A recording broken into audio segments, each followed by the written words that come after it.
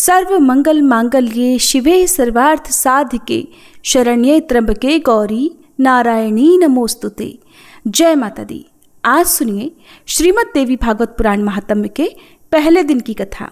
देवी भागवत पुराण के पढ़ने और सुनने से भयंकर रोग, अतिवृष्टि, अनावृष्टि, भूत प्रेत बाधा, कष्ट, योग और दूसरे आदि भौतिक और आदि दैविक तथा आदि दैहिक कष्टों का निवारण हो जाता है। श्री सूत जी महाराज ने इसके लिए कथा का उल्लेख करते हुए कहा था, वसुदेव जी द्वारा देवी भागवत पुराण को पारायण का फल ही था कि प्रसेनजीत को ढूंढने गए श्री कृष्ण संकट से मुक्त होकर सकुशल घर वापस लौट आए थे। इस पुराण को सुनने से दरिद्र धनी, रोगी निरोगी तथा पुत्रहीन स्त्री पुत्रवती हो जाती है।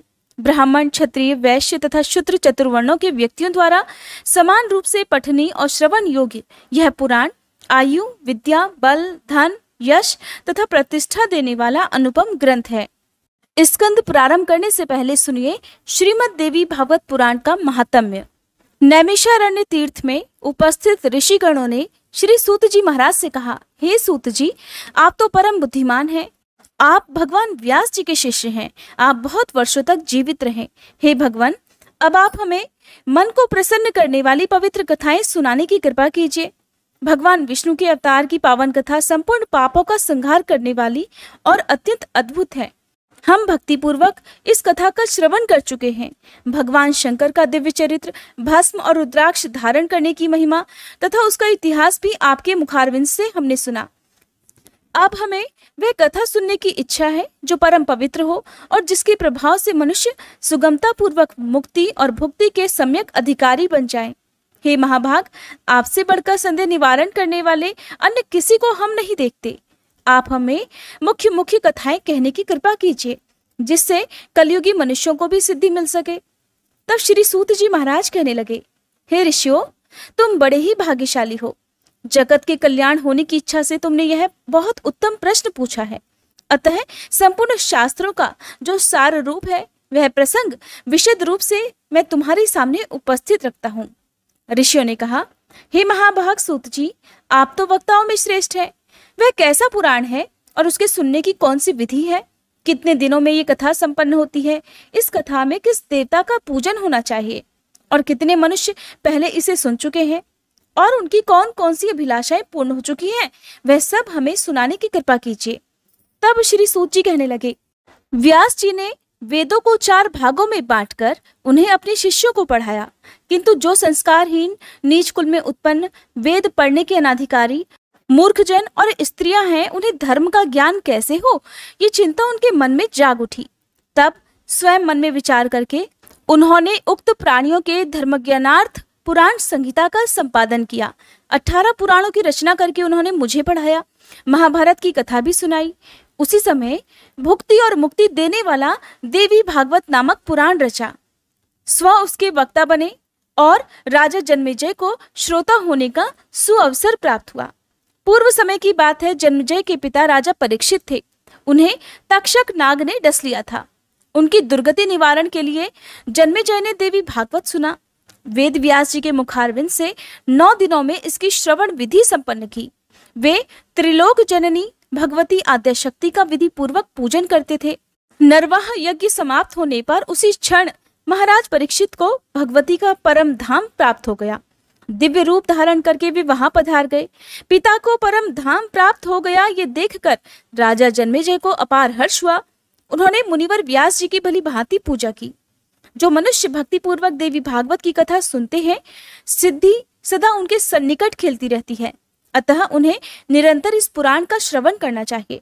सतयुग, त्रेता और द्वापर में अनेकों धर्म थे, किंतु कलयुग के लिए एक पुराण श्रवण ही धर्म रह गया है। इसके सिवा मनुष्यों का उद्धार करने वाला कोई दूसरा धर्म ही नहीं है। कलयुग के मनुष्य धर्म और आचार से हीन और अल्पायु होंगे। उनके कल्याण के लिए भगवान व्यास जी ने पुराण संज्ञक इस अमृत रस का निर्माण किया है। इस देवी भागवत के श्रवण में मास और दिवस का कोई खास नियम नहीं है।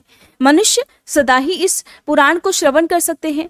आश्विन, चैत्र, वैशाख और ज्येष्ठ के महीने में तथा 4 नवरात्रों में सुनने से, अर्थात 2 गुप्त और 2 प्रकट नवरात्रों में सुनने से यह पुराण विशेष फल देने वाला होता है। नवरात्र में इसका अनुष्ठान करने पर मनुष्य सभी पुण्य कर्मों से अधिक फल पा लेते हैं। अतः इसे नवह यज्ञ कहा गया है। जो कलुषित विचार वाले, पापी, मूर्ख, मित्रद्रोही, वेद की निंदा करने वाले और हिंसा में संलग्न तथा नास्तिक हैं, उनका भी कलयुग में इस नवह यज्ञ से निस्तार हो जाता है, अर्थात उद्धार हो जाता है।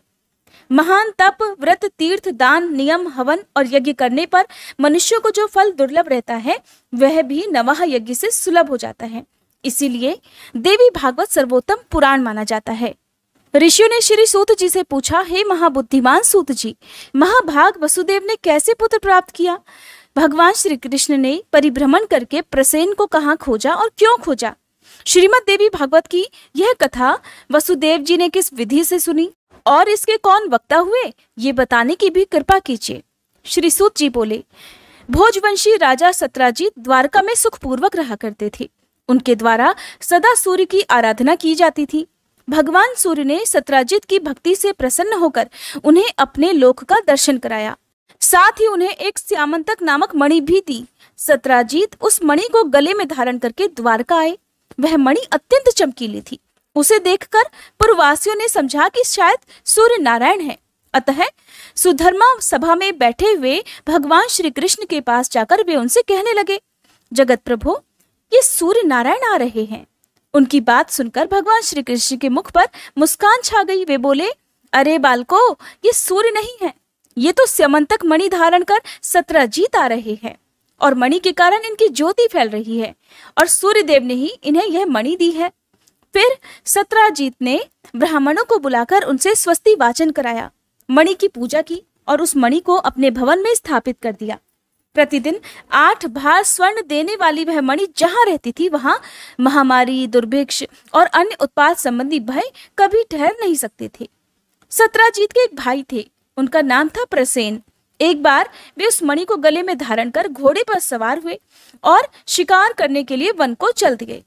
उन्हें सिंह ने देखा और घोड़े सहित मारकर वह मणि ले ली। ऋक्षराज जाम्बवन बड़ा बली था। उसने देखा सिंह मणि लिए हुए है तो उसने बिल के द्वार पर ही सिंह को मारकर उससे वह मणि छीन ली और उसे अपने पुत्र को खेलने के लिए दे दिया।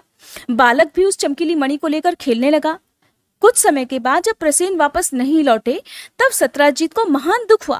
कहने लगे, पता नहीं किसे मणि पाने की इच्छा हो गई, जिसके हाथों प्रसेन काल का ग्रास बन गया। फिर तो जन समाज के मुख से द्वारका में इस प्रकार किंवदंती फैल गई कि हो ना हो श्री कृष्ण ने ही प्रसेन को मार डाला है, क्योंकि मणि में उनकी आसक्ति हो गई थी। ये बात भगवान श्री कृष्ण के कानों में भी पड़ी। तब अपने ऊपर लगे हुए इस कलंक को दूर करने के लिए उन्होंने कुछ पूर्ववासियों को साथ लेकर यात्रा आरंभ कर दी। वे भयानक वन में जा पहुंचे। सिंह द्वारा मारे गए प्रसेन को उन्होंने वहां देखा। रक्त से चिन्हित मार्ग को पकड़कर सिंह को खोजते हुए वे आगे बढ़े। एक बिल के द्वार पर मरा हुआ एक सिंह दिखाई दिया। तब कृपा परवश होकर वे पूर्ववासियों से कहने लगे, तुम लोग मेरे लौटने तक यही रहना। मणि लेने वाले का पता लगाने के लिए मैं इस बिल के अंदर जा रहा हूँ। बहुत अच्छा कहकर पूर्ववासी वहीं बिल के बाहर ही ठहर गए। भगवान श्री कृष्ण बिल के भीतर वहां गए जहां जाम्बवान का स्थान था। देखा ऋषराज का बालक मणि हाथ में लिए हुए था। उन्होंने मणि छीनने का प्रयास किया। इतने में ही धाय ने भयंकर शब्दों में गर्जना आरंभ कर दिया। धाय की चिल्लाहट सुनकर वहां तुरंत ही जाम्बवान आ पहुंचा। उसका भगवान श्री कृष्ण के साथ युद्ध आरंभ हो गया। रात दिन लगातार लड़ाई होती रही। दोनों में 27 दिनों तक घोर संग्राम चलता रहा। उधर द्वारकावासी भगवान श्री कृष्ण की प्रतीक्षा में बिल के द्वार पर ही रुके हुए थे। 12 दिनों तक तो उन्होंने प्रतीक्षा की। फिर डरकर वे अपने अपने घर को लौट गए। पहुंचने पर आरंभ से अंत तक सारा समाचार कह सुनाया। सुनकर सबको बड़ा दुख हुआ। अब वे सत्राजीत की निंदा करने लगे। अपने पुत्र की यह कष्ट कहानी महाभाग वसुदेव के कानों में भी पड़ी। परिवार सहित वे शोक सागर में डूबने उतराने लगे। अब मेरा कल्याण कैसे होगा? इस प्रकार की अनेकों चिंताएं उनके मन में उठने लगी। इतने में ही देवर्षि नारद ब्रह्मलोक से वहां पधारे। वसुदेव जी उठकर खड़े हो गए, मुनि को प्रणाम किया, उनकी यथोचित पूजा की। नारद जी ने बुद्धिमान वसुदेव जी से कुशल समाचार पूछा। फिर कहा, नारायण नारायण। वसुदेव जी, आप इतने चिंतित क्यों हैं? इसका कारण बतलाइए। वसुदेव जी कहने लगे, मेरा प्रिय पुत्र श्री कृष्ण प्रसेन को खोजने के लिए पुरवासियों के साथ वन में गया हुआ था। मरे हुए प्रसेन पर उसकी दृष्टि पड़ी। बिल के द्वार पर देखा कि प्रसेन को मारने वाला सिंह भी मरा पड़ा है। तब पुरवासियों को द्वार पर ही ठहराकर वह स्वयं अंदर घुस गया। मुने, बहुत दिन बीत गए, अब तक मेरा वह प्राण प्रिय पुत्र वापस नहीं लौटा। इसी से मैं चिंतित हूँ। कोई ऐसा उपाय बताने की कृपा कीजिए जिससे मेरा पुत्र शीघ्र ही वापस आ जाए। तब नारद जी बोले, हे यदुश्रेष्ठ, तुम पुत्र प्राप्ति के लिए अंबिका देवी की आराधना करो। उनकी आराधना से ही तुम्हारा शीघ्र कल्याण होगा। वसुदेव जी ने पूछा, हे देवर्षि, वे अंबिका देवी कौन है? उनकी क्या महिमा है और कैसे उनका पूजन होता है? भगवान, ये सब बताने की कृपा कीजिए। नारद जी बोले, हे महाभाग वसुदेव, अंबिका देवी के संपूर्ण महात्म्य को विशद रूप से कौन कह सकता है? मैं संक्षेप से कुछ कहता हूँ, सुनो। भगवती अंबिका नित्य स्वरूपिणी है। सत्य चित्त और आनंदमय उनका श्री विग्रह है। वे सर्वोपरि हैं। वह चराचर जगत उनसे ओतप्रोत है। उन्हीं की आराधना के प्रभाव से ब्रह्मा जी इस चराचर जगत की रचना करते हैं। मधु और कैटभ से भयभीत होने पर पितामह ने देवी की स्तुति की और वे उस भय से मुक्त हुए। उन्हीं की कृपा से भगवान विष्णु इस जगत का संरक्षण करते हैं। भगवान रुद्र पर उनकी कृपा दृष्टि पड़ी, तभी संसार के संहार में सफल हो सके। वे ही संसार बंधन में हेतु हैं। मुक्त कर देना भी उनका कार्य है। वे देवी परमा विद्या स्वरूपिणी हैं। संपूर्ण शक्तिशालियों पर भी उनका ही शासन रहता है। तुम नवरात्र विधि से उन भगवती जगदम्बिका का पूजन करके 9 दिनों में श्रीमद देवी भागवत पुराण सुनो। उस पुराण के श्रवण करने से शीघ्र ही तुम्हारा पुत्र लौट आएगा। इस पुराण के पढ़ने और सुनने वाले से भक्ति मुक्ति दूर नहीं रह सकती। इस प्रकार मुनिवर नारद जी के कहने पर वसुदेव जी ने उनके चरणों में मस्तक झुकाया और अपार प्रसन्नता प्रकट करते हुए कहने लगे, भगवान, आपके कहने पर भगवती जगदम्बिका की कृपा प्रसाद से सिद्ध होने वाला अपना पूर्व प्रसंग मुझे याद आ गया। उसे मैं कहता हूँ, सुनिए। पहले की बात है, आकाशवाणी से ये जानकर कि देवी के 8वें गर्भ से कंस का निधन होगा, पापी कंस ने भय के कारण मुझे सभा में ही घेर लिया। अपनी पत्नी देवकी के साथ मुझे कारागार में जाना पड़ा। जैसे ही हमारी संतान होती, दुरात्मा कंस उन्हें मार डालता था। कंस के हाथों मेरे 6 संतानों की मृत्यु हो जाने पर देवकी के अंतःकरण में शोक का सागर उमड़ पड़ा। अब वह कल्याणी रात दिन चिंता करने लगी। तब मैंने मुनिवर गर्ग जी को बुलाकर उनके चरणों में मस्तक झुकाया, पूजा की, अनुनय विनय किया और पुत्र की इच्छा प्रकट करते हुए देवकी की कष्ट कथा उन्हें कह सुनाई। मैंने कहा, भगवान, आप तो करुणा के सागर हैं। यादवों ने आपसे दीक्षा पाई है। मुने, आप दीर्घजीवी पुत्र प्राप्त होने का साधन बतलाने की कृपा करें। तब दयानिधि गर्ग जी प्रसन्न होकर मुझसे कहने लगे, हे महाभाग वसुदेव, दीर्घजीवी पुत्र प्राप्त होने का उपाय बताता हूँ, सुनो। भगवती दुर्गा भक्तों का दुख दूर करने वाली और कल्याण स्वरूपिणी है। तुम उन्हीं की आराधना करो। उनकी कृपा से तुम्हारा तुरंत कल्याण हो जाएगा, क्योंकि उनकी उपासना से अखिल जनों के समस्त मनोरथ भी पूर्ण हो जाते हैं। भगवती दुर्गा में भक्ति रखने वाले मनुष्यों को जगत में कुछ भी वस्तु दुर्लभ नहीं है। मुनि के ऐसा कहने पर हम पति पत्नी दोनों के हृदय में अपार हर्ष छा गया।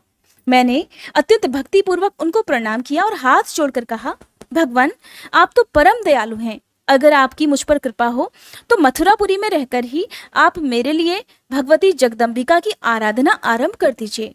महामते, मैं कंस के यहाँ बंदी बना हुआ हूँ। इस समय मुझसे कुछ भी होने की संभावना नहीं दिखती, इसलिए आप ही इस दुख रूपी दुस्तर सागर से उद्धार करने की कृपा कीजिए। इस प्रकार मेरे कहने पर मुनिवर गर्ग प्रसन्न होकर बोले, वसुदेव, तुम मेरे अति प्रेम पात्र हो, इसलिए तुम्हारे कल्याण के लिए मैं अवश्य ही यह प्रयास करूंगा। फिर तो मेरे प्रेम पूर्वक प्रार्थना करने पर मुनिवर गर्ग जी भगवती जगदम्बिका की आराधना करने के लिए कुछ ब्राह्मणों को साथ लेकर विंध्य पर्वत पर चले गए। वहां पहुंचकर वे भक्तों के मनोरथ पूर्ण करने वाली जगन माता के जप और पाठ में संलग्न होकर उनकी आराधना करने लगे। अनुष्ठान समाप्त होने पर आकाशवाणी हुई कि मुने, मैं प्रसन्न हूँ, तुम्हारा कार्य अवश्य सिद्ध होगा। पृथ्वी का भार दूर करने के लिए मैंने श्री विष्णु को आदेश दिया है कि वे वसुदेव के यहाँ देवकी के गर्भ से अपना अंशावतार ग्रहण करेंगे। उनके प्रकट होते ही वसुदेव जी कंस के डर से उन्हें लेकर गोकुल में नंद जी के घर पहुंचा देंगे। साथ ही यशोदा जी की कन्या को ले जाकर अपने यहाँ आए हुए कंस को दे देंगे और फिर कंस उस कन्या को जमीन पर दे मारेगा। इतने में ही वह कन्या कंस के हाथ से छूट जाएगी, उसका अत्यंत मनोहर रूप हो जाएगा। मेरा ही अंश रूप विग्रह धारण करके वह विंध्यगिरि पर जाकर जगत के कल्याण में संलग्न हो जाएगी। इस प्रकार आकाशवाणी सुनकर मुनिवर गर्ग जी ने जगदम्बिका को प्रणाम किया। अत्यंत प्रसन्न होकर वे मथुरापुरी में आए। मैंने उनके मुख से देवी का वरदान सुना। सुनते ही हम पति पत्नी दोनों को ही बड़ी प्रसन्नता हुई। मेरे हृदय में तो आनंद का समुद्र उमड़ पड़ा। तभी से भगवती जगदम्बिका का उत्तम महात्म्य मैं जानता था। देवर्षि, आज भी आपके मुखारविंद से वही महात्म्य मैं सुन रहा हूँ। अतः हे प्रभु, आप ही मुझे श्रीमद् देवी भागवत सुनाने की कृपा कीजिए। देवर्षि, आप तो दया के सागर हैं। मेरे सौभाग्य से ही आपका यहाँ पधारना हुआ है। वसुदेव जी की बातें सुनकर नारद जी प्रसन्न हो गए। शुभ दिन और शुभ नक्षत्र में उन्होंने कथा आरंभ कर दी। कथा की निर्विघ्न समाप्ति के लिए अनेकों ब्राह्मण नरवाण जप करने लगे। कुछ ब्राह्मणों ने मार्कंडेय पुराणोक्त दुर्गा सप्तशती का पाठ आरंभ कर दिया। नारद जी ने प्रथम स्कंद से कथा आरंभ की। वसुदेव जी भक्ति पूर्वक सुनते रहे। 9वें दिन कथा प्रसंग समाप्त हुआ। महाभाग वसुदेव जी ने प्रसन्न होकर पुस्तक और कथावाचक की यथोचित पूजा की। उस समय भगवान श्री कृष्ण का जामवंत के साथ बिल में युद्ध चल रहा था। फिर भगवान श्री कृष्ण के मुष्टि प्रहार से जामवंत घायल हो गया। उसकी देह रक्त से सन गई। फिर जब चेत हुआ तब उसने भगवान श्री कृष्ण के चरणों में मस्तक झुकाया और अपार श्रद्धा प्रकट करता हुआ वह उनसे अपराध क्षमा कराने लगा। उसने कहा, भगवान, मैं आपको जान गया। आप ही राघवेंद्र भगवान श्री राम हैं। आपके क्रोध से समुद्र शुद्ध हो उठा था, लंका चौपट हो गई थी और सब परिवार रावण काल का ग्रास बन गया। भगवान, वे ही आप अब श्री कृष्ण रूप से यहाँ पधारे हैं। मेरे अपराध को क्षमा कीजिए प्रभु। मैं तो हर तरह से आपका सेवक हूँ। उचित आज्ञा देने की कृपा करें। जामवान की बात सुनकर जगत प्रभु भगवान श्री कृष्ण ने कहा, हे ऋक्षराज, हम इस मणि को लेने के लिए ही यहाँ बिल में आए हैं। फिर तो ऋक्षराज जामवान ने प्रीतिपूर्वक भगवान श्री कृष्ण की पूजा की, अपनी कन्या जामवंती का उनके साथ विवाह करा दिया और मणि भी सौंप दी। तब श्री कृष्ण ने जामवंती को पत्नी रूप में स्वीकार करके मणि गले में धारण कर ली और जामवान से विदा लेकर वे द्वारका के लिए प्रस्थान कर गए। उसी दिन देवी भागवत की कथा समाप्त हुई। उदार बुद्धि वसुदेव जी ने ब्राह्मणों को भोजन कराकर उन्हें दक्षिणा से प्रसन्न किया। ब्राह्मण आशीर्वाद दे ही रहे थे कि उसी समय भगवान श्री कृष्ण मणि धारण किए हुए पत्नी के साथ वहां आ पहुंचे। पत्नी सहित श्री कृष्ण चंद्र को वहां पधारे देखकर वसुदेव प्रभृति जितने भी लोग थे, उन सब के नेत्र आनंद के कारण छलछला उठे। उन सभी के हृदय में मानो हर्ष की बाढ़ सी आ गई हो। सभी प्रसन्न हो गए। फिर देवर्षि नारद भगवान श्री कृष्ण के आगमन से हर्षित होकर श्री कृष्ण और वसुदेव जी की आज्ञा लेकर ब्रह्मलोक को चल दिए। भगवान श्री हरि का जो यह चरित्र है, उसके प्रभाव से अपयश शांत हो जाता है। शुद्ध चित्त होकर निर्मल भक्ति के साथ जो इसे पढ़ता है अथवा सुनता है, वह पूर्ण सुखी हो जाता है। जगत में उसकी कोई भी इच्छा अधूरी नहीं रह जाती और अंत में वह भव बंधन से मुक्त हो जाता है। श्री सूत जी कहते हैं, हे मुनिवरों, अब दूसरा इतिहास भी सुनो, जिसमें इस देवी भागवत का महात्म्य कहा गया है। एक समय की बात है, मुनिवर अगस्त जी, जिनकी पत्नी लोपामुद्रा है, स्वामी कार्तिकेय जी के पास गए और वंदना करके उनसे अनेक कथाएं पूछी। कार्तिकेय ने तीर्थ, व्रत और दान के महात्म्य से संबंध रखने वाली बहुत सी कथाएं उन्हें सुनाई। वे काशी, मणिकर्णिका, गंगा आदि तीर्थों का महात्म्य विशद रूप से वर्णन कर गए। इन कथाओं को सुनकर मुनिवर अगस्त जी को बड़ी प्रसन्नता हुई। जगत के कल्याण के लिए परम तेजस्वी कार्तिकेय जी से उन्होंने फिर पूछा। अगस्त जी बोले, तारकासुर का संहार करने वाले हे भगवान, आप सर्वशक्ति संपन्न हैं। अब देवी भागवत का महात्म्य और उसके सुनने की विधि भी बताने की कृपा कीजिए, जिसमें त्रिलोक जननी नित्य स्वरूपा भगवती दुर्गा के चरित्रों का गुणगान किया गया है। उस देवी भागवत नामक पुराण से बढ़कर दूसरा कोई पुराण नहीं है। स्वामी कार्तिकेय ने कहा, हे ब्राह्मण, श्रीमद् देवी भागवत के महात्म्य को विस्तार पूर्वक भला कौन कह सकता है। फिर भी मैं संक्षेप से कहता हूँ, सुनो। जो नित्य स्वरूपा है, सच्चित आनंदमय जिनका श्री विग्रह है तथा भुक्ति मुक्ति देना जिनका स्वभाव ही है, वे भगवती जगदम्बिका देवी भागवत में स्वयं विराजमान रहती हैं। इसलिए हे मुने, इसे देवी की वांगमयी मूर्ति कहते हैं। इसके पढ़ने और सुनने से जगत के कोई भी पदार्थ दुर्लभ नहीं रह जाते। सुना है विवस्वान मनु के पुत्र श्राद्ध देव थे, उन्हें कोई संतान नहीं थी। वशिष्ठ जी की सम्मति से उन्होंने पुत्र प्राप्ति के लिए यज्ञ किया। विवस्वान मनु की पत्नी का नाम श्रद्धा था। श्रद्धा ने होता से प्रार्थना की कि हे ब्राह्मण, आप ऐसा उपाय कीजिए कि मेरे गर्भ से कन्या उत्पन्न हो।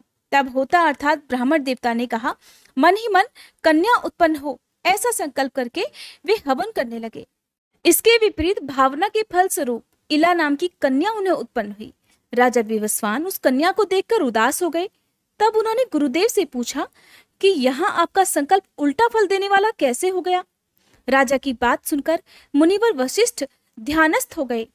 फिर उन्हें मालूम हुआ कि होता इस व्यतिक्रम के कारण है। तब इला को पुरुष बनाने के लिए मुनि ने भगवान श्री हरि की शरण ली।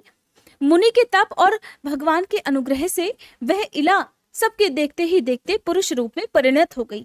उस समय गुरुदेव ने संस्कार करके इला का नाम सुद्युम्न रखा। वे मनुपुत्र सुद्युम्न ऐसे प्रकांड विद्वान हुए मानो विद्या के ही अथाह सागर हों। कुछ समय के बाद जब सुद्युम्न युवा हुए तब वे घोड़े पर चढ़कर शिकार खेलने के लिए जंगल में चले गए। किसी समय की बात है, देवाधिदेव भगवान शंकर अपनी प्राणप्रिया पार्वती जी के साथ प्रसन्नता पूर्वक विहार कर रहे थे। उसी समय उनके दर्शनों की अभिलाषा से मुनिगण वहां पधारे। मुनियों को देखकर पार्वती जी लज्जित हो गई। संयमशील मुनियों ने देखा भगवान शंकर और पार्वती जी हास विलास कर रहे हैं, तब वे तुरंत लौटकर बैकुंठ लोक को चले गए। फिर भी अपनी प्रेयसी पत्नी पार्वती जी को प्रसन्न रखने की इच्छा से भगवान शंकर ने यह श्राप दे दिया कि आज से जो भी पुरुष इस वन में प्रवेश करेगा उसकी आकृति स्त्री बन जाएगी। उसी समय से पुरुष उस स्थान पर नहीं जाते। सुद्युम्न वहां पर अनजाने में सहसा ही चले गए और जाते ही उनकी आकृति अर्थात उनका शरीर स्त्री का हो गया। उनके साथ के सभी लोग भी स्त्री बन गए। जो घोड़ा था वह भी घोड़ी के रूप में बदल गया। ये देखकर उस सुंदरी स्त्री को बड़ा आश्चर्य हुआ। अब वह वन में इधर उधर घूमने लगी। एक समय की बात है, वह स्त्री बुध के आश्रम के सन्निकट पहुंच गई। उसे देखकर बुध के मन में विकार उत्पन्न हो गया। उसे पाने की इच्छा जाग उठी और वह स्त्री भी सोमनंदन बुध को पति बनाने की इच्छा प्रकट करने लगी। तब वह स्त्री बुध के साथ हास विलास करती हुई उन्हीं के आश्रम में रहने लगी। कुछ समय बीतने पर बुध ने उस स्त्री के गर्भ से पुरुरवा को उत्पन्न किया। बुध के आश्रम में रहते हुए उसे वर्षों बीत गए। एक दिन उसे अपना पहला वृतांत याद आ गया। याद आते ही उसके मन में दुख की घटा छा गई। फिर तो वह वहां से निकली और तुरंत ही गुरुदेव वशिष्ठ के आश्रम में चली गई। उन्हें प्रणाम करके अपना सारा समाचार कह सुनाया और पुनः पुरुष होने की इच्छा प्रकट करती हुई उनकी शरणापन्न हो गई। सारी बातें विदित होने पर वशिष्ठ जी कैलाश पर्वत पर गए। उन्होंने भगवान शंकर की भली भांति पूजा की और उत्तम भक्ति के साथ वे उनकी आराधना में लग गए। वशिष्ठ जी ने कहा, हे भगवान, आप कल्याण स्वरूप मंगलकर्ता और जटा धारण करने वाले हैं। पार्वती जी आपकी अर्धांगिनी है। चंद्रमा आपके ललाट की शोभा बढ़ाते रहते हैं। आपके प्रति मेरा बारंबार नमस्कार है। सुख प्रदान करने वाले कैलाशवासी भगवान शंकर, आपको नमस्कार है। आप भक्तों को भुक्ति और मुक्ति देने वाले भगवान नीलकंठ हैं। जो कल्याणमय विग्रह हैं, शरणागतों का भय दूर करना ही जिनका स्वभाव बन गया है। वृषभ जिनका वाहन है और शरण देने में जो बड़े कुशल हैं, उन परम प्रभु शिव को मेरा नमस्कार है। जो सृष्टि, स्थिति और संहार के समय ब्रह्मा, विष्णु और रुद्र रूप धारण किया करते हैं, जो वर देने में सदा तत्पर रहते हैं, उन देवाधिदेव त्रिपुरांतक भगवान शंकर को नमस्कार है। यज्ञ करने वालों को यज्ञ फल प्रदान करने वाले यज्ञ स्वरूप भगवान शंकर को बारंबार नमस्कार है। सूर्य, चंद्रमा और अग्नि को ही अपने तीनों नेत्रों में स्थापित करने वाले गंगाधर भगवान शंकर, आपको नमस्कार है। इस प्रकार वशिष्ठ जी के स्तुति करने पर भगवान शंकर प्रकट हो गए। वे नंदी पर सवार थे। जगत जननी पार्वती जी साथ में ही विराजमान थी। शंकर जी का दिव्य विग्रह करोड़ों सूर्यों के समान जगमगा रहा था। रजतगिरी के सदृश उनकी स्वच्छ कांति थी। 3 नेत्र थे। ललाट पर चंद्रमा सुशोभित था और वे अत्यंत प्रसन्न होकर शरण में आए हुए मुनिवर वशिष्ठ जी से कहने लगे, विप्रवर, तुम्हारे मन में जो इच्छा हो वर मांग लो। भगवान के ऐसा कहने पर वशिष्ठ जी ने उनके चरणों में शीश झुकाया और इला के पुरुष हो जाने की प्रार्थना की। तब प्रसन्न होकर भगवान शंकर ने मुनिवर से कहा, ये 1 महीने पुरुष रहेगा और 1 महीने स्त्री। इस प्रकार भगवान शंकर से वर प्राप्त करने पर वशिष्ठ जी ने जगत जननी भगवती पार्वती को प्रणाम किया। वे देवी वर देने में सदा उत्सुक रहती हैं। करोड़ों चंद्रमा के समान उनकी सुंदर कांति है। उनका मुखमंडल मुस्कान से भरा रहता है। इला सदा के लिए पुरुष बन जाए, इस कामना से मुनि भक्ति पूर्वक देवी पार्वती की पूजा करके उनकी स्तुति करने लगे।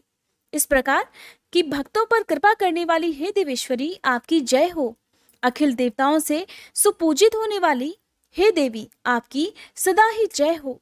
अनंत गुणों की आश्रय भूता देवी, आपकी जय हो। शरणागतों पर अनुग्रह करने वाली देवेश्वरी, आपको बारंबार नमस्कार है। दुख दूर करने वाली और दुष्ट दैत्यों की संहारणी हे भगवती दुर्गे, आपकी जय हो। भक्ति से प्रसन्न होकर दर्शन देने वाली जगदम्बिके, आपको प्रणाम है। हे महामाये, आपके चरण कमल संसार रूपी समुद्र को पार करने के लिए नौका हैं। धर्म, अर्थ, काम और मोक्ष प्रदान करने वाली देवेश्वरी, आप प्रसन्न हो जाइए। देवी, कौन है जो आपकी स्तुति कर सके? मैं तो बस केवल आपको प्रणाम कर रहा हूँ। भगवती दुर्गा साक्षात नारायणी है। वशिष्ठ जी के भक्ति पूर्वक इस प्रकार स्तुति करने पर वे तुरंत ही प्रसन्न हो गई। फिर शरणागतों का दुख दूर करने वाली उन महादेवी ने मुनि से कहा, तुम सुद्युम्न के घर जाकर भक्ति भाव से मेरी आराधना करो। हे द्विजवर, तुम प्रसन्नता पूर्वक 9 दिनों में सुद्युम्न को श्रीमद देवी भागवत सुनाओ। वह पुराण मुझे बहुत प्रिय है। उसके सुनते ही वह उसी क्षण पुरुष हो जाएगा। इस प्रकार कहकर भगवान शंकर और देवी पार्वती अंतर्ध्यान हो गए। अब मुनिवर वशिष्ठ जी उस दिशा को प्रणाम करके अपने आश्रम में चले आए।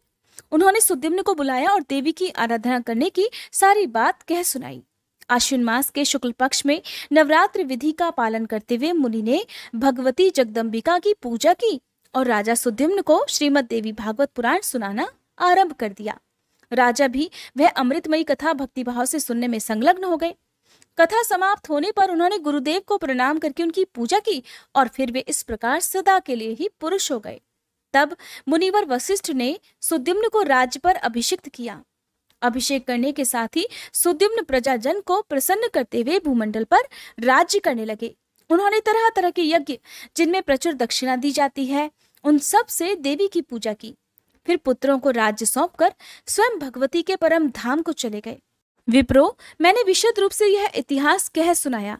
जो मनुष्य परम अमृत रूप इस प्रसंग को पढ़ता है, प्रेम से सुनता अथवा दूसरों को सुनाता है, संसार में देवी भगवती की कृपा से उसके सभी मनोरथ पूर्ण हो जाते हैं और अंत में वह भगवती के परम धाम को चला जाता है। राजा सुद्युम्न के स्त्री बनने और श्रीमद देवी भागवत श्रवण के फल स्वरूप सदा के लिए पुरुष बनकर राज्य लाभ और परम पद प्राप्त करने की कथा सुनने के साथ ही श्री सूत जी ने बताया कि जब इस प्रकार की अत्यंत अद्भुत कथा सुनने के बाद भी अगस्त्य जी की इच्छा शांत नहीं हुई, तब नम्रता पूर्वक उन्होंने श्री कार्तिकेय जी से कहा। उन्होंने कहा कि आप तो देवसेना के अध्यक्ष हैं। मैं आपके मुखारविंद से यह अलौकिक कथा सुन चुका हूँ। अब श्रीमद देवी भागवत का दूसरा महात्म्य सुनाने की भी कृपा कीजिए। स्कंद भगवान कहते हैं, मित्रा वरुण से प्रकट होने वाले मुने, अब ये कथा भी कहता हूँ, सुनो। जिसके एक अंश में भागवत की महिमा कही गई हो, धर्म का विशद वर्णन हो और गायत्री का प्रसंग आरंभ करके उसका महत्व दर्शाया गया हो, उसे भागवत कहते हैं। भगवती जगदम्बिका से इस कथा का संबंध है, इसलिए इसे देवी भागवत कहते हैं। ब्रह्मा, विष्णु और शिव सभी देवता उन भगवती जगदम्बिका की आराधना करते हैं। ऋत्वाक नाम के एक बड़े मुनि थे। उनकी बुद्धि बड़ी विलक्षण थी। उनके यहाँ समय अनुसार पुत्रोत्सव हुआ। रेवती का चौथा चरण गंडांत होता है, उसी में उस बालक की उत्पत्ति हुई। मुनि ने उस लड़के की जातकर्म आदि सभी क्रियाएं सविधि संपन्न की। चूड़ाकरण और उपनयन आदि संस्कार भी संपन्न किए। महात्मा ऋत्वाक के यहाँ जब से उस पुत्र का जन्म हुआ, तभी से वे रोग और शोक से चिंतित रहने लगे। क्रोध और लोभ उन्हें सदा घेरे रहते। माता की भी वही स्थिति हो गई। उसे निरंतर अनेक रोग सताने लगे। वह उदास होकर सदा चिंता में डूबी रहती। अब वह लड़का भी उद्दंड हो गया। तब मुनि अत्यंत चिंतित होकर सोचने लगे कि ऐसा कौन सा कारण हो सकता है जिससे ये मेरा पुत्र महान दुष्ट हो गया। उस समय उस लड़के ने किसी मुनि की स्त्री को हठपूर्वक छीन लिया था। ये ऐसा प्रचंड मूर्ख था कि माता पिता की शिक्षा पर तो बिल्कुल ही ध्यान नहीं देता था। तब ऋत्वाक मुनि अत्यंत खिन्न होकर कहने लगे, मनुष्य को पुत्र न हो ये अच्छा है, किंतु दुराचारी पुत्र हो जाना किसी भी स्थिति में ठीक नहीं है, क्योंकि दुष्ट पुत्र पितरों को स्वर्ग से नरक में ढकेल देता है। वह जीवन पर्यंत पिता को केवल दुख ही दुख देता है।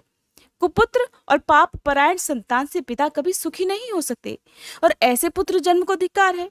उस पुत्र से तो न मित्रों का उपकार होता है, न शत्रुओं का अपकार ही। जगत में वे ही पुरुष बड़भागी हैं जिनके घर सुपुत्र होने का अवसर सुलभ होता है। सदाचारी पुत्र दूसरे का उपकार करता है, माता पिता को सुखी बनाए रखता है, और दुराचारी पुत्र से तो संपूर्ण कुल ही नष्ट हो जाता है। जगत में अपकीर्ति होती, इस लोक और परलोक में दुख सहने पड़ते, और अंत में नरक की यातना भी भोगनी पड़ती है। कुपुत्र से तो कुल का नाश ही हो जाता है। दुष्ट स्त्री मिलने से जन्म की सार्थकता भी जाती रहती है। स्कंद जी कहते हैं, इस प्रकार दुष्ट पुत्र के नीच व्यवहार से दुखी होकर वे श्री गर्ग जी के पास चले गए और उनसे पूछने लगे कि भगवान, आप ज्योतिष शास्त्र के आचार्य हैं, मेरे पुत्र के दुराचारी होने का क्या कारण है, ये मैं आपसे पूछना चाहता हूँ, बताने की कृपा करें। मैंने गुरु की सेवा में तत्पर रहकर विधि पूर्वक वेदाध्ययन किया, ब्रह्मचर्य व्रत का पालन करके उचित रूप से विवाह की विधि भी संपन्न की। स्त्री के साथ रहकर मैं सदा गृहस्थ धर्म का पालन करता रहा। विप्रवर, मुझे नरक का भय सदा बना रहता था, अतः काम संबंधी सुख की इच्छा ना करके मैंने केवल पुत्र प्राप्ति के लिए शास्त्राज्ञानुसार गर्भाधान किया। मुने, फिर भी माता अथवा पिता किसके दोष से मुझे ये ऐसा दुराचारी पुत्र प्राप्त हो गया? ये दुखदाई पुत्र परिवार में बड़ी अशांति फैला रहा है। ऋषि मुनि की बात सुनकर ज्योतिष शास्त्र के परागामी मुनिवर गर्ग जी सभी कारणों पर विचार करके कहने लगे, मुने, पुत्र के दुश्चरित होने में न तुम कारण हो और न माता या फिर कुल ही है। रेवती का अंतिम चरण गंडांत होता है, यही कारण है, क्योंकि मुने, वही निंदित बेला तुम्हारे इस पुत्र के जन्म समय बीत रही थी, इसलिए तुम्हें दुखी करना इसका स्वभाव बन गया। दूसरा कोई भी कारण नहीं है। हे ब्राह्मण, तुम उस दुख को दूर करने के लिए जगत जननी भगवती दुर्गा की आराधना करो। यत्न पूर्वक सुपूजित होने पर वे संपूर्ण विघ्न शांत कर देती हैं। गर्ग जी की बात सुनकर ऋत्वाक मुनि क्रोध से मूर्छित हो गए। उन्होंने रेवती को शाप दे दिया कि वह आकाश से गिर जाए। उस समय नक्षत्र मंडल चमक रहा था। उधर सबके नेत्र लगे हुए थे। इतने में ही मुनि के शाप से रेवती नक्षत्र आकाश से टूटकर कुमुदगिरी पर आ पड़ी। रेवती के गिरने से वह पर्वत रैवतक नाम से प्रसिद्ध हो गया। तब से उस पर्वत की शोभा और भी अधिक बढ़ गई। यों रेवती को श्राप देने के बाद मुनिवर ऋत्वाक गर्ग जी के कहे अनुसार भगवती जगदम्बिका की आराधना करके सुख और सौभाग्य से संपन्न हो गए। स्कंद जी कहते हैं, रेवती नक्षत्र का जो तेज पर्वत पर पड़ा, उससे कन्या उत्पन्न हो गई। जगत में अनुपम सुंदरी होकर वह दूसरी लक्ष्मी की तरह शोभा पाने लगी। रेवती के तेज से प्रकट होने वाली उस कन्या पर प्रमुच ऋषि की दृष्टि पड़ गई। उसे देखकर वे प्रसन्न होकर उसका नाम उन्होंने रेवती रख दिया। महर्षि प्रमुच का आश्रम कुमुदगिरी पर्वत पर था। उस कन्या को वे अपने आश्रम में ले आए और पुत्री की तरह धर्म पूर्वक उसके पालन पोषण की व्यवस्था करने लगे। जब कुछ समय बाद वह सुंदरी कन्या युवती हो गई, तब उसे देखकर कि कौन इसके योग्य वर होगा, ऐसा करके मुनि विचार करने लगे। बहुत सोचने विचारने पर उस कन्या के अनुरूप वर पाने में उन्हें सफलता नहीं मिल सकी। तब वे अग्निशाला में जाकर अग्निदेव की उपासना करने लगे। अग्निदेव प्रसन्न हुए और प्रकट होकर कन्या के वर के विषय में मुनि से बोले कि मुने, सदा धर्म में तत्पर रहने वाले, पराक्रमी, शूरवीर, प्रियभाषी और युद्ध में पीछे न हटने वाले राजा दुर्दम इसके पति होंगे।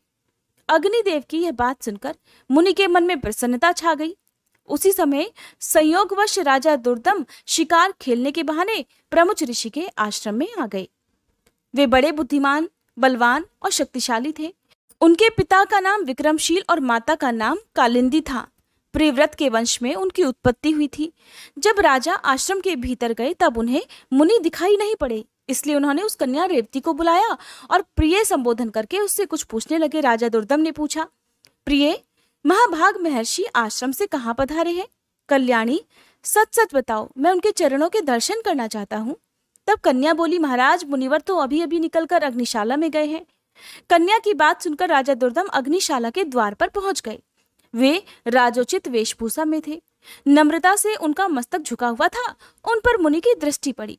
तब राजा ने मुनि को प्रणाम किया और मुनि अपने शिष्य से कहने लगे कि गौतम, अर्घ्य उपस्थित करो।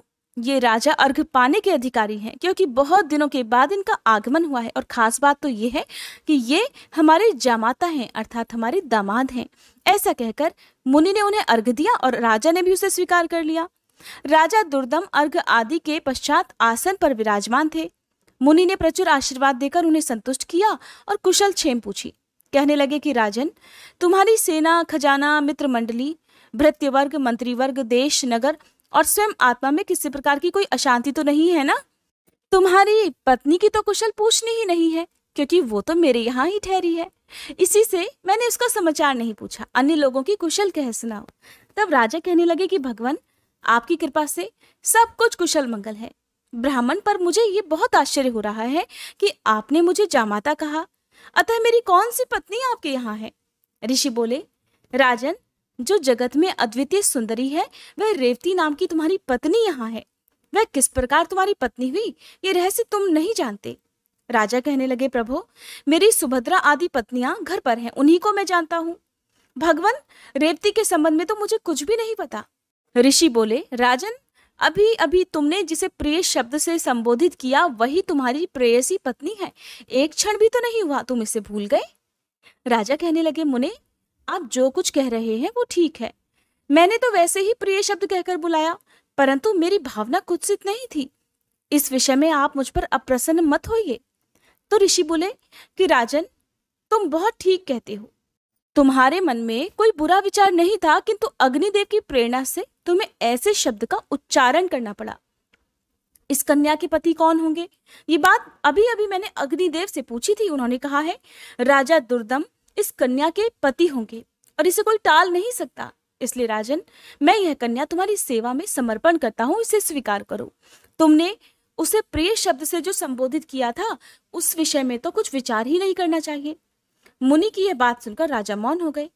अब मुनि उनके विवाह की विधि संपन्न करने की व्यवस्था करने लगे। पाणी ग्रहण संस्कार करने के प्रयास में संलग्न मुनि को देखकर उनकी कन्या उनसे कहने लगी कि पिताजी, उचित तो यह है कि आप मेरा विवाह रेवती नक्षत्र में ही करने की कृपा करें। ऋषि बोले, वत्से, अनेकों वैवाहिक नक्षत्र हैं, फिर रेवती में ही विवाह क्यों करें? रेवती तो इस समय नक्षत्र मंडल में है भी नहीं।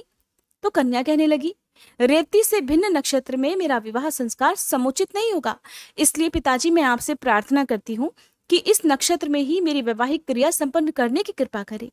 ऋषि बोले, पूर्व समय की बात है, ऋतवाक मुनि ने रेवती को नक्षत्र मंडल से नीचे गिरा दिया था। अब वहां उसका स्थान ही नहीं रहा। फिर उसी नक्षत्र में विवाह होने के लिए तुम क्यों अपनी प्रसन्नता प्रकट कर रही हो?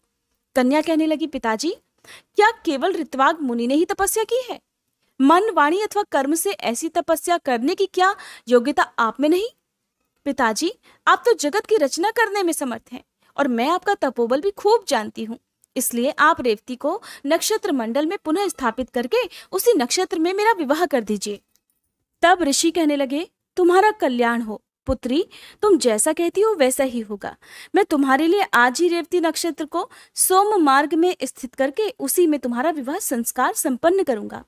स्कंद जी कहते हैं, हे अगस्त, इस प्रकार कहकर मुनि ने अपनी तपस्या के प्रभाव से उसी समय रेवती को नक्षत्र मंडल में पूर्ववत स्थापित कर दिया। फिर उसी नक्षत्र में ही वैवाहिक विधि के अनुसार मुनि ने राजा दुर्दम को वह रेवती नाम की कन्या सौंप दी। विवाह कर देने के बाद मुनि ने राजा से कहा, वीर, तुम्हें क्या पाने की इच्छा है, कहो, उसे मैं पूर्ण करने को तैयार हूँ। राजा बोले, मुनिवर, मैं स्वयंभू मनु का वंशज हूँ। आपकी कृपा से मुझे मनवंतर का अधिष्ठाता पुत्र प्राप्त हो, यही मेरी इच्छा है। मुनि ने कहा, राजन, अगर तुम्हारी ऐसी इच्छा है तो भगवती जगदम्बिका की आराधना करो, तब मनवंतर का स्वामी पुत्र तुम्हें अवश्य ही प्राप्त होगा। श्रीमद् देवी भागवत पुराण 5वां पुराण है। उसकी 5 आवृत्तियां श्रवण करने से तुम अपने मन के अनुसार पुत्र प्राप्त कर लोगे। इस रेवती के गर्भ से 5वां रैवत नामक मनु होगा। उसे वेद की पूर्ण जानकारी रहेगी, शास्त्र के सभी रहस्य उसे ज्ञात रहेंगे, धर्म में उसकी निष्ठा रहेगी और वह युद्ध में कभी पराजित नहीं हो सकेगा। मुनि के ऐसा कहने पर राजा ने उनके चरणों में मस्तक झुकाया और पत्नी को साथ लेकर वे अपने नगर को चले गए। पिता पितामह की राजगद्दी पर बैठकर उन्होंने फिर शासन आरंभ कर दिया। राजा दुर्दम बड़े बुद्धिमान और धर्मात्मा थे। वे उसी प्रकार प्रजा की रक्षा करते रहे जैसे औरस पुत्र की जाती है। एक समय की बात है, महात्मा लोमश जी राजभवन में पधारे। राजा ने प्रणाम करके उनका स्वागत सत्कार किया और हाथ जोड़कर कहने लगे कि मुने, आप तो सर्वसमर्थ हैं, मुझे पुत्र पाने की इच्छा है, अतः आप श्रीमद् देवी भागवत नामक पुराण सुनाने की कृपा कीजिए। राजा की बात सुनकर लोमश जी को बड़ा आनंद हुआ। वे कहने लगे, राजन, तुम धन्य हो, तभी तो त्रिलोक जननी भगवती दुर्गा में तुम्हारी ऐसी भक्ति जागृत हो गई है। जो भगवती जगदम्बिका देवता, दानव और मनुष्यों की परम आराध्या है, उनमें जब तुम्हारी भक्ति हो गई तब फिर तुम्हारा कार्य सिद्ध होने में भला क्या संदेह है। इसलिए राजन, मैं तुम्हें श्रीमद् देवी भागवत पुराण अवश्य ही सुनाऊंगा। उसके श्रवण मात्र से कोई भी पदार्थ पाने की इच्छा शेष नहीं रह जाती। ब्राह्मण, ऐसा कहकर लोमश जी ने शुभ मुहूर्त में कथा आरंभ कर दी। राजा दुर्दम सपत्नीक बैठकर विधि पूर्वक कथा की 5 आवृत्तियां सुनते रहे। कथा समाप्त होने के दिन उन धर्मात्मा ने अत्यंत आनंद के साथ पुराण और मुनि की पूजा की। नरवाण मंत्र से हवन किया। कुमारी कन्याएं जिमाई गई। वे सपत्नीक ब्राह्मण भोजन में सम्मिलित हुए और सबको दक्षिणा देकर संतुष्ट किया गया। कुछ समय बीतने पर भगवती देवी की कृपा से रानी को लोक का कल्याण करने वाला गर्भ ठहर गया। गर्भ की अवधि पूर्ण होने पर ग्रहों के उत्तम योग में रानी ने पुत्र को जन्म दिया। उस समय संपूर्ण मंगल प्रदान करने वाला मुहूर्त बीत रहा था। पुत्र जन्म की बात सुनकर राजा के मन में अपार हर्ष छा गया। उन्होंने स्नान किया, स्वर्ण के कलश रखे गए और उनके जल से जातकर्म आदि क्रियाएं सुचारू रूप से संपन्न की गई। ब्राह्मणों को दान देकर संतुष्ट किया गया। फिर समय पर यज्ञोपवीत हुआ और अंगों तथा उपांगों सहित वेद पढ़ाने की राजा ने व्यवस्था कर दी। फिर रैवत नाम से विख्यात वह बालक संपूर्ण क्रियाओं का परागामी, धर्मात्मा, धर्म का प्रवचन और अनुष्ठान करने वाला, परम पराक्रमी तथा अस्त्र वेदताओं में सर्वश्रेष्ठ निकला। फिर ब्रह्मा जी ने रैवत को मनु के पद पर प्रतिष्ठित कर दिया। श्रीमान रैवत मनवंतर के स्वामी बनकर धर्मपूर्वक पृथ्वी पर शासन करने लगे। इस प्रकार मैंने भगवती जगदम्बिका के और पुराण के महात्म्य का संक्षेप से वर्णन कर दिया। उसे विस्तार पूर्वक कहने में तो कोई भी समर्थ नहीं हो सकता। श्री सूत जी कहते हैं, अगस्त जी ने श्रीमद् देवी भागवत के महात्म्य और विधि सुनने के बाद स्वामी कार्तिकेय जी की पूजा की और पुनः अपने आश्रम को लौट आए। ब्राह्मणों, तुम लोगों के समक्ष देवी भागवत के महात्म्य का वर्णन मैं कर चुका।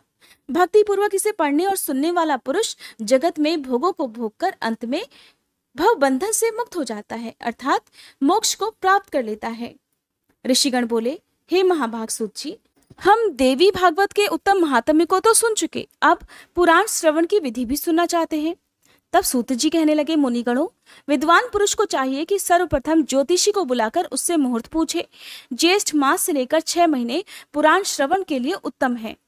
हस्त, अश्विनी, मूल, पुष्य, रोहिणी, श्रवण और मृगशिरा तथा अनुराधा नक्षत्र, पुण्यतिथियां और शुभ ग्रह वार, इनमें कथा आरंभ करने से उत्तम फल की प्राप्ति होती है। जिस नक्षत्र में बृहस्पति हो उससे चंद्रमा तक गिने। क्रमशः फल यह समझना चाहिए कि 4 तक धर्म प्राप्ति, फिर 4 तक लक्ष्मी प्राप्ति, इसके बाद 1 नक्षत्र कथा में सिद्धि देने वाला, फिर 5 नक्षत्र सुखकर, बाद में 6 नक्षत्र पीड़ा देने वाले, इसके बाद 4 नक्षत्र राजमय उपस्थित करने वाले, तदंतर 3 नक्षत्र ज्ञान प्राप्ति में सहायक होते हैं। पुराण श्रवण के आरंभ में इस चक्र पर अवश्य ही विचार कर लेना चाहिए। ये भगवान शंकर का कथन है। अथवा भगवती जगदम्बिका को प्रसन्न करने के लिए 4 नवरात्रों में इसका श्रवण करना चाहिए। इसके सिवा अन्य महीनों में भी इसे सुना जा सकता है, परंतु तब भी तिथि, नक्षत्र और दिन के संबंध में विचार करना परम आवश्यक है। विवेकशील पुरुष का कर्तव्य होता है कि विवाह आदि यज्ञों में जैसी सामग्री आवश्यक होती है वैसे ही सामग्री इस नवाह यज्ञ में भी एकत्रित करने का प्रयास करे। दंभ और लोभ से रहित अनेकों सहायक विद्वान रहने चाहिए। भगवती जगदम्बिका में भक्ति रखने वाले 4 अन्य पुरुष कथा वाचक के अतिरिक्त बैठकर पाठ करें। प्रत्येक दिशा में इस प्रकार संदेश भिजवाना चाहिए कि आप लोग यहाँ अवश्य ही पधारिए, श्रीमद् देवी भागवत की कथा आरंभ हो रही है। सूर्य, गणेश, शिव, शक्ति तथा विष्णु किन्हीं भी देवताओं में भक्ति रखने वाले क्यों न हो, वे सभी इस कथा श्रवण के अधिकारी हैं, क्योंकि सभी देवता भगवती आद्यशक्ति की उपासना तो करते ही है। श्रीमद् देवी भागवत की कथा अमृतमयी है। इसमें अटूट प्रेम रखने वाले सज्जन इस रस को पीने की उत्कट इच्छा से यहाँ अवश्य ही पधारने की कृपा करें। ब्राह्मण आदि चारों वर्ण, स्त्रियां, आश्रमवासी, चाहे सकाम हो या निष्काम, सभी इस कथा रूपी अमृत का पान करने के अधिकारी हैं। अगर 9 दिनों तक कथा सुनने का अवकाश ना मिले तो इस पुण्यमय यज्ञ में यथा अवसर कुछ समय के लिए तो अवश्य ही आना चाहिए। अत्यंत नम्रता के साथ जनसभा में निमंत्रण भेजना चाहिए। आए हुए सज्जनों को ठहराने के लिए समुचित स्थान का प्रबंध करना चाहिए। धरती को झाड़ बुहार कर कथा का स्थान सजाएं। वहां की भूमि विस्तृत हो से गोबर से लीपना चाहिए।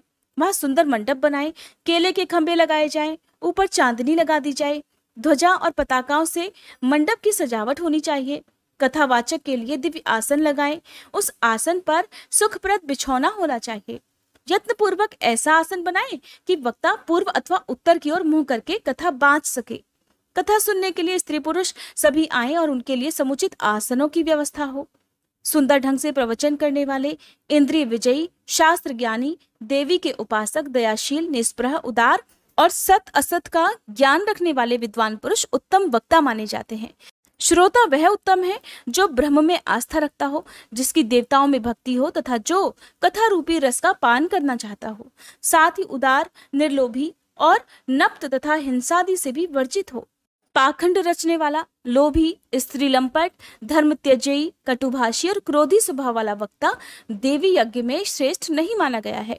श्रोताओं को समझाने में तत्पर रहने वाले एक प्रकांड विद्वान संदेह निवारण करने के लिए सहायक रूप में कथावाचक के साथ बैठाए जाएं। कथा आरंभ होने के पहले ही दिन वक्ता और श्रोतागण शौर कर्म करा ले। इसके बाद नियम पालन करने में लग जाएं। शौच आदि से निवृत्त होकर अरुणोदय वेला में ही स्नान कर लें। संध्या, तर्पण आदि नित्य कर्म संक्षेप से करें। श्रीमद् देवी भागवत की कथा सुनने का अधिकारी बनने के लिए गौदान करना चाहिए। श्रीमद् देवी भागवत की पुस्तक सुंदर अक्षरों से संपन्न भगवती की वांग्मयी मूर्ति है। संपूर्ण उपचारों से इसकी पूजा परम आवश्यक है। कथा की निर्विघ्न समाप्ति के लिए 5 ब्राह्मणों को उनका पूजन करें। वे ब्राह्मण निर्वाण मंत्र का जप और दुर्गा सप्तशती का पाठ करें। प्रदक्षिणा और नमस्कार करने के बाद भगवती देवी की इस प्रकार स्तुति करनी चाहिए कि हे कात्यायनी, आप महामाया और जगत की अधीश्वरी हैं। भवानी, आपकी मूर्ति कृपामयी है। मैं संसार रूपी सागर में डूब रहा हूँ, मेरा उद्धार कीजिए। ब्रह्मा, विष्णु और शिव से सुपूजित होने वाली जगदम्बिके, आप मुझ पर प्रसन्न होइए। देवी, मैं आपको नमस्कार करता हूँ, मुझे अभिलेषित वर देने की कृपा कीजिए। इस प्रकार प्रार्थना करने के बाद मन को एकाग्र करके कथा सुने। व्यास रूप मानकर समाहित चित्त से कथावाचक की पूजा करें। माला, अलंकार और वस्त्र आदि से स्वागत करके व्यास देव की इस प्रकार प्रार्थना करें कि भगवान, आप व्यास रूप हैं। संपूर्ण शास्त्रों और इतिहासों का रहस्य आपको ज्ञात है। मैं आपको नमस्कार करता हूँ। कथा रूपी चंद्रमा को उदय करके मेरे अंतःकरण के अंधकार को दूर करने की कृपा कीजिए। 9 दिनों तक सभी नियम प्रथम दिन की तरह करने चाहिए। ब्राह्मणों को बिठाकर उनकी पूजा करने के बाद स्वयं बैठें। धर्म, अर्थ, काम और मोक्ष चारों पुरुषार्थ प्राप्त करने के लिए खूब सावधानी से कथा श्रवण करना चाहिए। उस समय घर, स्त्री, पुत्र और धन संबंधी चिंता बिल्कुल ही दूर कर दे। पंडित जी सूर्योदय से लेकर सूर्यास्त होने के कुछ समय पहले तक कथा बांचे। दोपहर में केवल 2 घड़ी विश्राम करना चाहिए।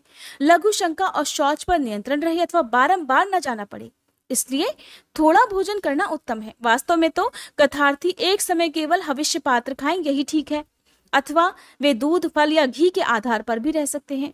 विचारशील पुरुष को चाहिए कि जिससे कथा में विघ्न ना पड़े वैसे ही भोजन की व्यवस्था कर लें।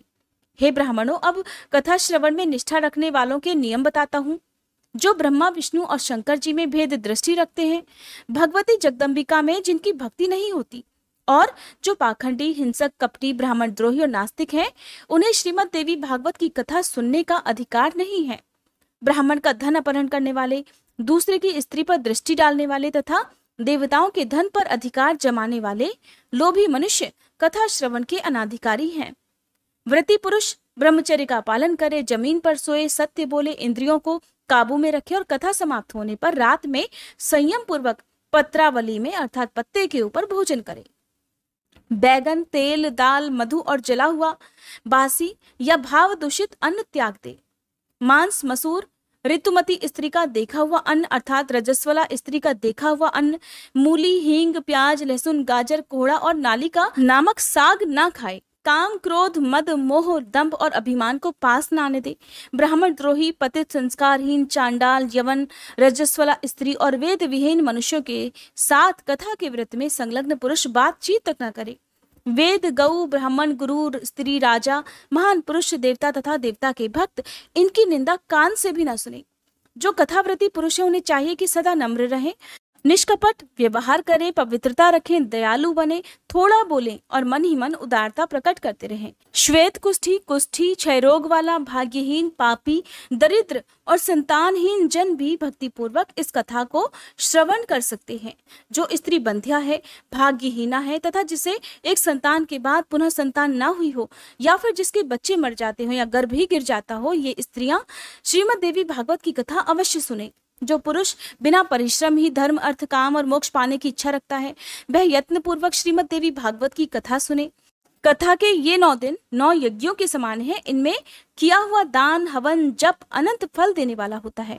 इस प्रकार नवह व्रत करके कथा का उद्यापन करना चाहिए। फल की इच्छा रखने वाले पुरुष महाअष्टमी व्रत के समान इसका भी उद्यापन करें। निष्काम पुरुष कथा श्रवण मात्र से ही पवित्र होकर आवागमन से रहित हो जाते हैं, क्योंकि निज जनों को भोग और मोक्ष प्रदान कर देना भगवती जगदम्बिका का स्वभाव ही है। पुस्तक और कथा वाचक की प्रतिदिन पूजा करनी चाहिए। वक्ता के दिए हुए प्रसाद को भक्ति पूर्वक स्वीकार कर ले। जो पुरुष प्रतिदिन कुमारी कन्याओं की पूजा करता, उन्हें जिमाता और प्रार्थना करता है, साथ ही सुवासिनी स्त्रियों और ब्राह्मणों को भी भोजन कराता है, उसकी कार्य सिद्धि में कुछ भी संदेह नहीं रहता। कथा समाप्ति के दिन संपूर्ण दोषों के शमनार्थ गायत्री सहस्त्रनाम अथवा विष्णु सहस्त्रनाम का पाठ करना चाहिए। जिनके स्मरण और नामोच्चारण से तप, यज्ञ और क्रियाओं में न्यूनता नहीं रह जाती, उन भगवान विष्णु का कीर्तन अवश्य ही करना चाहिए। समाप्ति के दिन श्री दुर्गा सप्तशती मंत्रों से या फिर देवी भागवत के मूल पाठ से अथवा नरवाण मंत्र से हवन करने का विधान है, या गायत्री मंत्र का उच्चारण करके घी सहित खीर का हवन करना चाहिए, क्योंकि इस श्रीमद् देवी भागवत को गायत्री का स्वरूप ही कहा गया है। वस्त्र, आभूषण और धन से कथावाचक को संतुष्ट करना चाहिए। कथावाचक के प्रसन्न हो जाने पर संपूर्ण देवताओं की प्रसन्नता उपलब्ध हो जाती है। भक्ति पूर्वक ब्राह्मणों को भोजन कराकर फिर उन्हें दक्षिणा से संतुष्ट करें, क्योंकि ब्राह्मण पृथ्वी पर देवता के स्वरूप हैं। उनके प्रसन्न होने पर अपनी अभिलाषा भी पूर्ण हो जाती है। देवी में भक्ति रखने वाला पुरुष सुहागिनी स्त्रियों को और कुमारी कन्याओं को भोजन कराए, उन्हें दक्षिणा देकर अपने कार्य की सिद्धि के लिए उनसे प्रार्थना करे। स्वर्ण, दूध देने वाली गाय, हाथी, घोड़े तथा पृथ्वी आदि का भी दान करना चाहिए। इस दान का अक्षय फल होता है। यह श्रीमद् देवी भागवत सुंदर अक्षरों में लिखा जाए। इसे रेशमी वस्त्र में लपेटकर स्वर्ण के सिंहासन पर रखें और अष्टमी अथवा नवमी के दिन कथावाचक की पूजा करके उन्हें दे दें। ऐसा करने से वह पुरुष इस लोक में भोगों को भोगकर अंत में दुर्लभ मुक्ति पा जाता है। पुराण की जानकारी रखने वाला दरिद्र, दुर्बल, बालक, तरुण अथवा बूढ़ा पुरुष भी नमस्कार कराने का अधिकारी, पूज्य और सर्वदा आदरणीय माना जाता है। गुण और जन्म देने वाले जगत में अनेकों गुरु हैं, किंतु उन सब की अपेक्षा पुराण का ज्ञाता गुरु ही सर्वश्रेष्ठ समझा जाता है। पुराण की जानकारी रखने वाला ब्राह्मण अगर व्यास गद्दी पर बैठकर कथा बाँच रहा हो तो प्रसंग समाप्त होने के पूर्व किसी को भी प्रणाम न करे। पुराण की कथा परम पवित्र है। जो इसे उपेक्षा बुद्धि से सुनते हैं उन्हें फल तो मिलता नहीं, बल्कि उल्टे दुख और दरिद्र भोगने पड़ते हैं। पुराण के जानने वाले पुरुष को आसन, पात्र, द्रव्य, फल, वस्त्र और कंबल देने वाले बड़भागी जन भगवत धाम के अधिकारी होते हैं। जो पुस्तक को रेशमी वस्त्र और सूत्र से सजाकर दान करते हैं उन पुरुषों को अनेक सुख भोगने का अवसर प्राप्त होता है। अगर कोई पुरुष जिस किसी प्रकार से देवी भागवत की 9 आवृत्तियां सुन चुका हो या देवी भागवत 9 बार सुन चुका हो, उसके फल का कहाँ तक वर्णन किया जाए, वो तो जीवन मुक्त ही हो जाता है। राजा से शत्रुता हो जाए, हैजा आदि महामारी का प्रकोप हो या अकाल पड़ जाए अथवा राष्ट्र विप्लव हो, राष्ट्र में देश में दुख हो, अकाल हो, तो इन सब के भय की शांति के लिए यह देवी भागवत अवश्य ही सुनना चाहिए। हे ब्राह्मणों, भूत प्रेत संबंधी बाधा शांत करने, शत्रु से राज्य पाने तथा पुत्रोत्सव होने के लिए इस देवी भागवत का श्रवण परम आवश्यक है। श्रीमद् देवी भागवत के आधे श्लोक अथवा आधे पाठ को भी श्रवण पठन करने वाला पुरुष परमपद का अधिकारी हो जाता है। स्वयं भगवती जगदम्बिका के श्रीमुख से आधा श्लोक ही निकला, फिर शिष्य परंपरा से उसी का इतना विस्तृत देवी भागवत तैयार हो गया। गायत्री से बढ़कर ना कोई धर्म है, ना तपस्या है, ना देवता है और ना ही भजने योग्य ही है। गायत्री शरीर की रक्षा करती है, इसलिए इसे गायत्री कहते हैं। वहीं गायत्री इस देवी भागवत में अपने रहस्य सहित विद्यमान है। ये देवी भागवत पुराण जगदम्बिका को प्रसन्न करने का अचूक साधन है। श्रीमद् देवी भागवत परम पावन पुराण है। ब्राह्मणों का ये एकमात्र धन है। नारायण स्वरूप धर्मनंदन युधिष्ठिर ने इसी में धर्म की पर्याप्त व्याख्या की है। गायत्री का रहस्य, निवासभूत भगवती के मणिद्वीप का वर्णन और स्वयं भगवती द्वारा हिमालय से कही गई गीता का वर्णन भी इसमें है। जिनके संपूर्ण प्रभाव को महान देवतागण भी नहीं जान पाते, उन भगवती जगदम्बिका के चरणों में निरंतर प्रणाम है। जिनके चरण कमलों की धूलि के प्रभाव से ब्रह्मा जी इस जगत की सृष्टि करते, विष्णु पालन करते और रुद्र संहार करने में सफल होते हैं, उन भगवती जगदम्बिका के चरणों में निरंतर प्रणाम है। मणिद्वीप पर भगवती जगदम्बिका का भव्य भवन विराजमान है। ये भवन चिंतामणि आदि रत्नों से बना है। अमृत से भरे कूप और दिव्य वृक्ष उसकी शोभा बढ़ाते हैं। भगवान शंकर के हृदय में स्थान पाने वाली प्रसन्न वदना भगवती जगदम्बिका वहां विराजती हैं। बड़भागी पुरुष उनका ध्यान करके भोग भोगने के बाद निश्चय ही परम पद भी प्राप्त कर लेते हैं। ब्रह्मा, विष्णु, शंकर और इंद्रादि देवता जिनकी उपासना करते हैं, वे मणिद्वीप की अधिष्ठात्री देवी भगवती जगदम्बिका जगत का कल्याण करें। जय माता दी। आज की कथा में बस इतना ही। इसके आगे की कथा आप सभी कल की वीडियो में जरूर सुनिएगा।